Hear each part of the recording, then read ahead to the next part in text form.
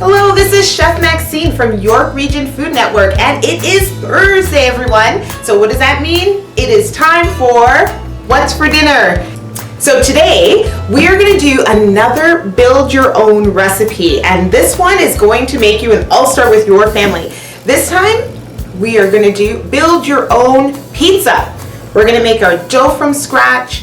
We're going to make our sauce from scratch, and we're going to choose whatever toppings we want. So this is a perfect activity to get little hands involved, to get the whole family excited, and it's going to make you a rock star with your kids.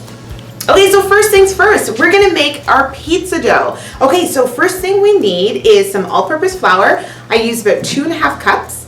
Then we're going to use 2 tablespoons of olive oil, 1 tablespoon of salt. Now we need 1 cup of warm water, 1 tablespoon of some kind of sweetener. So I'm using honey today, but you can use sugar. And you need about 1 tablespoon or 8 grams of yeast. Okay, so first we're going to activate the yeast. So I'm going to take my yeast and put it into the warm water. So just like us, yeast likes warmth and it likes a little something sweet. So I'll add our yeast and I'm going to add our honey into the warm water, and I'll give it a quick stir just to make sure everything gets incorporated. And then I'm just going to let it sit there, and you're going to have to pay attention. We're going to wait for it to activate. And so as you start to see a little bit of foaming action with your yeast, then you know it's actually ready to rock and roll. Okay, so you just see that it starts to bubble a little bit, and this sort of foamy part starts to come up to the top, and it's going to continue to do that. So as long as it starts to bloom, it's going to continue to bloom, so you're good. You can start mixing your dough.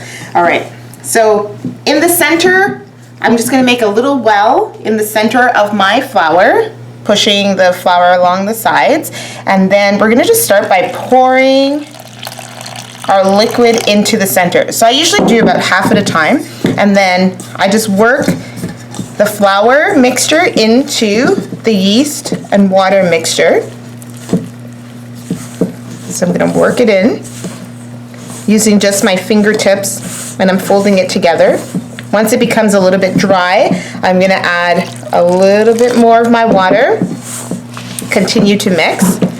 Now sometimes I find that you don't need all the water depending on the temperature. Is it really moist and humid in the air like it is today, or if it's really cold? Sometimes it'll determine how much water that you might need. So what I will do is I'll show you the consistency and the texture that you're looking for when you're mixing. So once I've gathered, this is looking pretty good. It's not too sticky. It's holding together. It'll just probably take a tiny bit more water so that we can gather up the rest of that flour in there, okay? And then once you have all of the flour, okay, you can move it onto your work surface, and what we're going to do is start to knead. I have a little bit of flour here that I'm going to dust on the table, and then to knead. If you haven't kneaded before, what you're going to do is focus on this sort of part of your palm. Push it out, pull it towards you, fold it over, and then spin. And then you're just going to keep repeating that over and over until you have a nice, firm, elasticy dough. All right, so take a look. Look at our dough. It looks beautiful. So I'm going to use my hands, form it into a nice ball, and this is good to go. Now, I'm going to put this into just a metal bowl. You can use a glass bowl or a metal bowl. Take a damp tea towel, and we will just cover our pizza dough. Okay, and so this needs to sit in someplace nice and warm. So even though our yeast was activated, it's not quite ready. This is actually going to double in size, and then you know you're ready to make your pizza. So while our dough is proofing, what we can do next is get our garnishes ready. Okay, so basically whatever goes in your build your own pizza. If you like having lots of meat loaded on there, go for it. If you want to take more of a vegetarian route, you can do that too. Anything your family enjoys to have on their pizza, that's what we're going to use today. All right, so What I have today, I have some cheese. I have like some just regular mozzarella cheese and some feta cheese. And then I have some beautiful looking vegetables, some cherry tomatoes I'm going to cut in half, some sliced red onions. I said our cheeses, and then we have this beautiful asparagus and some bell peppers. So basically anything goes. Olives, mushrooms. Are you pineapple pizza people? Maybe yes, maybe no. I love bacon on my pizza. So whatever goes. Okay, so again, here's a good spot for us to invite little hands to give us a hand. So here, bell peppers. So I like having bell peppers on my pizza. Sometimes my son doesn't like it so much, but I'm gonna put it on my part. Okay, so I'll cut some bell pepper. And a way that I like to cut bell peppers, I like to cut the top off and then the bottom. I'm gonna use this, so this isn't waste. But I will just take off the stem. Then I'm gonna do a slit just down the center of the pepper and lay it flat. And then with my knife, I'm just gonna roll the pepper away from me, making sure my hands are out of the way. And then I remove all of the seeds. Okay, you have a few seeds in there, just give it a knock. They're gonna come out. And there you go. So instead, you have a nice flat surface, which makes it easier to cut. And then if you take a look, all we have for our waste is just the actual core. We don't have any pepper. So that's just a good way, a little cost-saving way. I'm gonna portion my pepper into smaller pieces and then just give it a slice. I take my asparagus, especially when, this works much better when they're a little bit thicker. So what I like to do is take a potato peeler or vegetable peeler, and about that last third where generally it would get snapped off, what I like to do is just use my peeler and remove that outer layer of the stem, because that outer layer is the part that's actually quite fibrous, and this part is actually quite tender. This white part underneath is actually quite tender, and you can eat that. It's just this outer skin part is the part that's really fibrous. And now you see, I just cut that little dry end off the back, and now you see, instead of having 1/3 waste, I just have a little bit of trimmings that is our waste. From here, I'm gonna cut it into small pieces. So I'll cut it in half, and then I cut it in half again, just so that the pieces cook nicely on our pizza,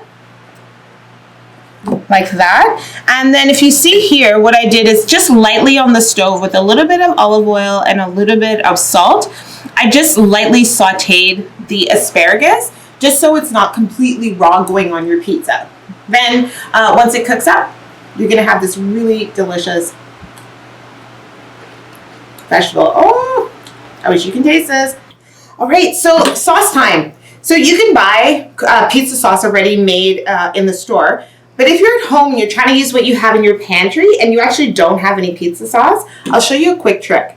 So some crushed tomatoes in a bowl, or you can use just like a plain pasta sauce. You just want the consistency to be nice and thick. And then in here, what I have is my spices. It's a mix of oregano, basil, some sugar, garlic powder, and onion powder, and a touch of salt and pepper. So we'll just add these spices along with the sugar and everything into our just plain tomatoes. And this is gonna make a beautiful pizza sauce. So it's really simple, really straightforward, and you don't have to rush out to buy anything special. So give that a stir. And pretty much, that's it, it's good to go. So as you can see, our pizza dough has doubled in size. So this is absolutely perfect. This is exactly what you want. I'm gonna give it a punch, and that's gonna release all the air that's in there. And I'm gonna scoop it out of here. Okay. So we have our dough. It's a tiny bit sticky. So again, just a little flour is gonna help with that.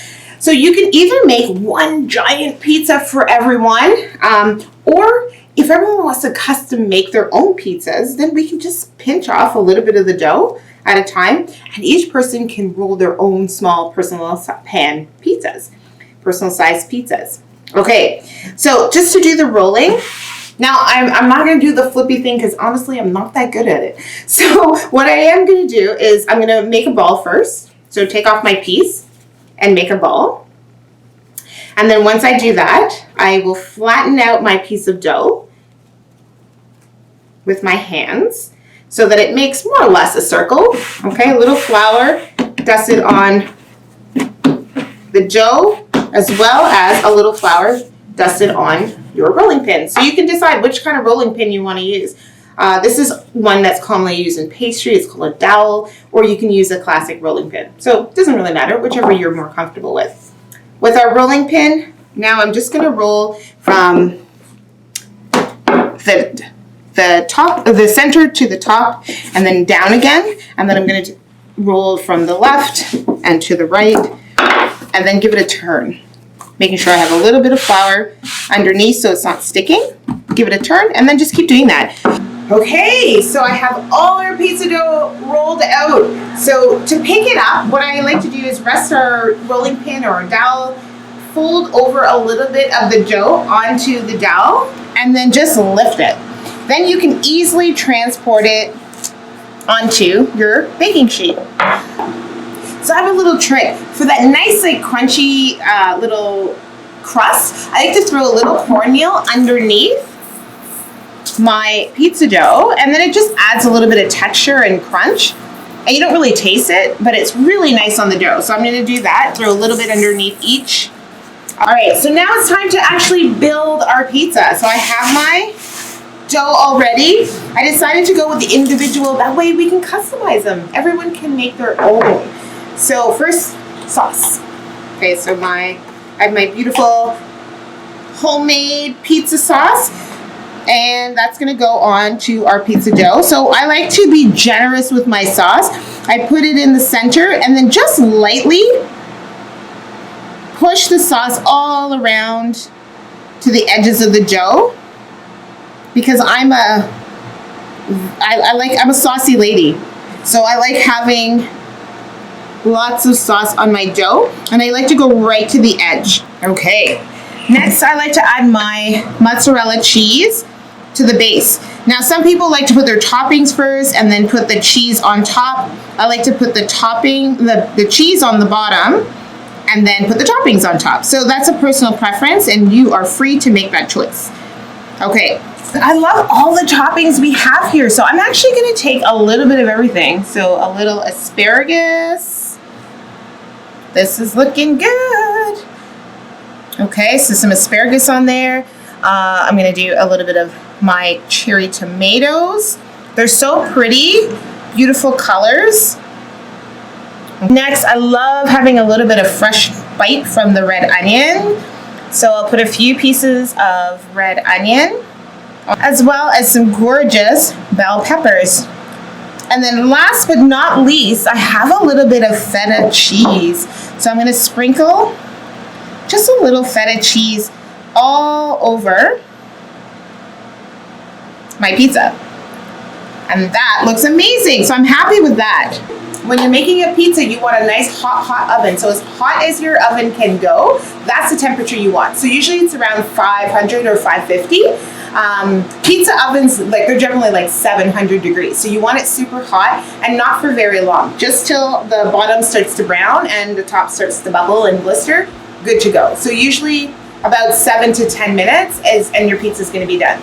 So we're going to work on this, and I'll come back and just show you the end result. All right, so here we have it. Our pizzas are all loaded up and they're ready to go into the oven.